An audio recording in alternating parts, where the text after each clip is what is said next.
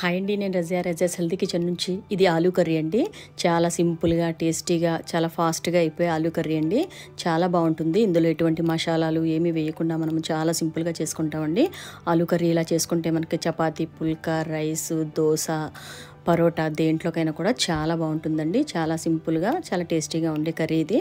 దీన్ని నేను ఇలా మెజర్ చేసి చూపిస్తున్నానండి. ఇలా బౌల్ని టేర్ చేసుకున్నాను.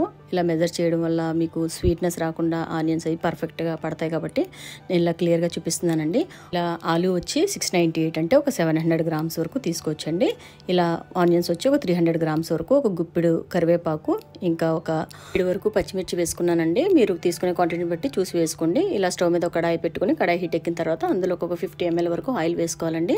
మనం తీసుకున్న ఆనియన్స్ ఫ్రై అవ్వడానికి వీలుగా సరిపోయేంత ఆయిల్ వేసుకొని ఇవి కొంచెం ఇలా బ్రౌన్ కలర్ వచ్చేలాగా ఫ్రై చేసుకోవాలి. ఆనియన్స్ అంతా పూర్తిగా ఈ విధంగా బాగా ఫ్రై అయిపోవాలండి. ఇలా ఫ్రై అయిన తర్వాత ఇప్పుడు ఇందులోకి కరివేపాకు అండి, మనం శుభ్రంగా కడిగి పెట్టుకున్న కరివేపాకు ఇది వేసుకొని కొంచెం ఫ్రై చేసుకుందాము. ఇది కూడా కొంచెం మంచిగా స్మెల్ వస్తూ బాగా ఫ్రై అయిన తర్వాత ఇప్పుడు ఇందులోకి పచ్చిమిర్చి వేసుకుందామండి. ఇందులో మెయిన్ మనము ఎటువంటి ఫ్లేవర్స్ ఏమీ యూజ్ చేయమండి. ఇందులోకి పచ్చిమిర్చి ఇంకా కరివేపాకే మెయిన్ టేస్ట్ అండి. ఇందులో చాలా సింపుల్గా టేస్టీగా ఉండడానికి కారణం ఇవే.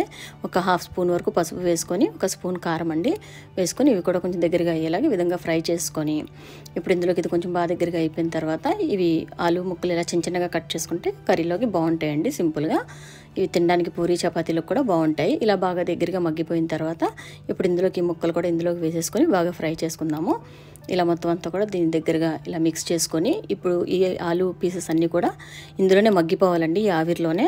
అప్పటి వరకు దీంట్లో వాటర్ వేయకూడదండి. ఇదే మెయిన్ స్టెప్ అండి. ఇందులో ముందుగానే వాటర్ వేసేస్తే అవి ఉడకడానికి చాలా టైం పట్టేస్తుంది. అలా కాకుండా దీన్ని బాగా ఈ విధంగా మిక్స్ చేసుకొని దీన్ని మూత పెట్టి ఒక 2 మినిట్స్ జస్ట్ మధ్య మధ్యలో మిక్స్ చేస్తూ అలా కొంచెం దీన్ని ఉడకబెట్టేసుకుంటే చాలా ఫాస్ట్గా ఆవిరి మీద అన్నీ కూడా ముక్కలు చక్కగా ఉడికిపోతాయండి. ఇలా మొత్తం అంతా ఇలా ఉడికిన తర్వాతే మనం దీంట్లోకి కొంచెంగా వాటర్ వేసుకోవాలి. కొంచెం వాటర్ వేసుకొని మళ్ళీ ఒకసారి దీన్ని బాగా మిక్స్ చేసుకుందామండి. ముక్కలు ఏమైనా కింద మాడిపోతున్నట్టు అది అనిపిస్తే లైట్గా కొంచెం వాటర్ వేసుకొని మళ్ళీ ఇదంతా కూడా బాగా మిక్స్ చేసుకుందాము. మిక్స్ చేసుకొని స్టేజ్లో దీంట్లో కొంచెం రుచికి సరిపట్టుగా సాల్ట్ వేసుకొని ఒకసారి మళ్ళీ మిక్స్ చేసుకుందామండి. ఇలా మొత్తం అంతా కూడా బాగా మిక్స్ చేసుకున్న తర్వాత ఇప్పుడు దీన్ని మళ్ళీ మూత పెట్టేసి ఒక 2 మినిట్స్ మళ్ళీ మధ్యలో ఒకసారి మిక్స్ చేస్తూ ఒక 30 సెకండ్స్ కల్లా ఒకసారి మిక్స్ చేస్తూ కొంచెం మళ్ళీ దీన్ని ఇలా మగ్గబెట్టుకుందామండి. ఇలా దగ్గరగా బాగా ఉడికిపోయిందండి ఇప్పుడు ఆలూ అంతా కూడా. ఇప్పుడు ఇలా బాగా ఉడికిన తర్వాత ఇప్పుడు ఇందులోకి కొంచెం వాటర్ మళ్ళీ వేసుకుందామండి. ఈ ముక్కలన్నీ కొంచెం ములిగేలాగా లైట్గా ఈ విధంగా వాటర్ వేసుకోవాలండి.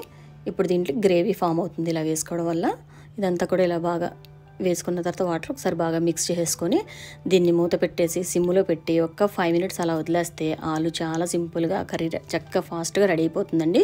ఇలా మనం దీన్ని లంచ్కి కూడా ప్లాన్ చేసుకోవచ్చు. ఉదయాన్నే సింపుల్గా ఈ కర్రీ చేసేసి పుల్కాస్ పెట్టేసినా కూడా చాలా చక్కగా లంచ్ సఫిషియెంట్గా పిల్లలకు సరిపోతుందండి. చాలా బాగుంటుంది.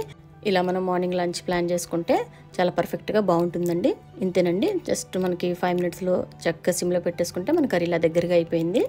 ఇంతేనండి. ఇది పుల్కా, చపాతీ దేంట్లోకైనా చాలా బాగుంటుందండి. మన ఛానల్లో ఆల్రెడీ పన్నీర్ చపాతీ, మిల్క్ చపాతీ ఇలా చాలా చేస్తున్నామండి. వీటితో పాటు ఈ కర్రీ అయితే చాలా టేస్టీగా బాగుంటుందండి. చాలా సింపుల్గా అయిపోయే కర్రీ కాబట్టి ఇలా మీరు ఒకసారి ట్రై చేయండి. ఈ వీడియో కానీ మీకు నచ్చినట్లయితే లైక్ చేయండి, మీ ఫ్రెండ్స్కి, ఫ్యామిలీ మెంబర్స్కి షేర్ చేయండి. నెక్స్ట్ వీడియోలో మళ్ళీ కలుసుకుందామండి. Thanks for watching.